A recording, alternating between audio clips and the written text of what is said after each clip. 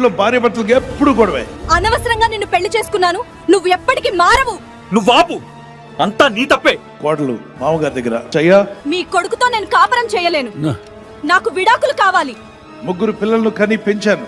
ఆ ఫస్ట్ రోజు నుండి ఈ రోజు వరకు అదే గొడవలు, నెమ్మది లేదు ఇంట్లో, సమాధానం లేదు. నేను ఇంట్లో ఉండను. నేను చెప్తున్నాను కదా, మీరు ఎన్నిసార్లు చెప్పారు మీ కొడుకు మారలేదు.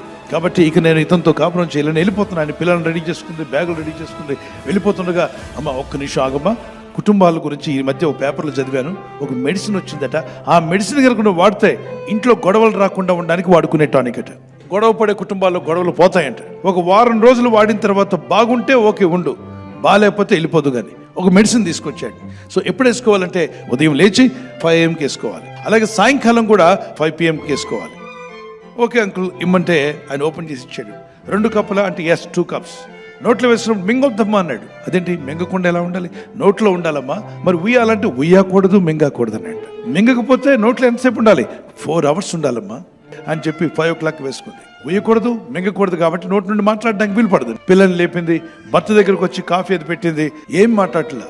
భర్త నెమ్మదిగా ముసుగు తీసి చూస్తున్నాడు, ఏం మాట్లాడలేదు ఏంట అందంట. పిల్లల మీద కసురుకోవట్లేదు, నా మీద కసురుకోవట్లేదు, చాలా ప్రశాంతంగా ఉంది వాతావరణం ఇంట్లో అని చెప్పి అనుకుని ఇద్దరు క్యారేజ్ కట్టింది అంది. పిల్లలు అనుకుంటున్నారు మమ్మీ డాడీ రోజు గొడవ పడేవాళ్ళు, ఏంటి ఇంత ప్రశాంతంగా ఉంది ఈరోజు అని. అలా 1 రోజు అయింది, 2 రోజులు అయింది, 3 రోజుల తర్వాత భార్య ఏం మాట్లాడట్లా, ఇంతనా అని చెప్పి అన్నట్టుగా సైక్ చేసింది. ఓకే అన్నాడు.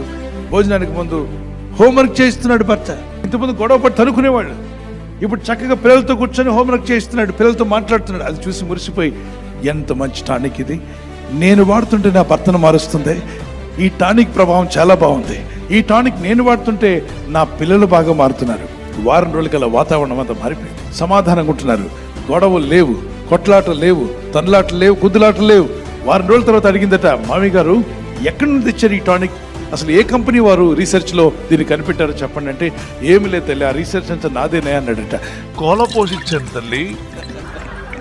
అవునా, అది నిజమైన టానిక్ కాదమ్మా, నీ నోటిని అదుపు చేసుకుంటే నీ భర్త మారాడు, నీ పిల్లల్లో కూడా మార్పు వచ్చింది. నువ్వు నోరు జారుతావు, ఆయన చేయి జారుతుంది. తన నోటిని పెదవులను కాచుకున్నవాడు శ్రమల నుండి తను కాపాడుకుంటాడు. మీ నోటి మాటలు బట్టి చాలా చాలా విషయాలు కోల్పోతూ ఉంటాం.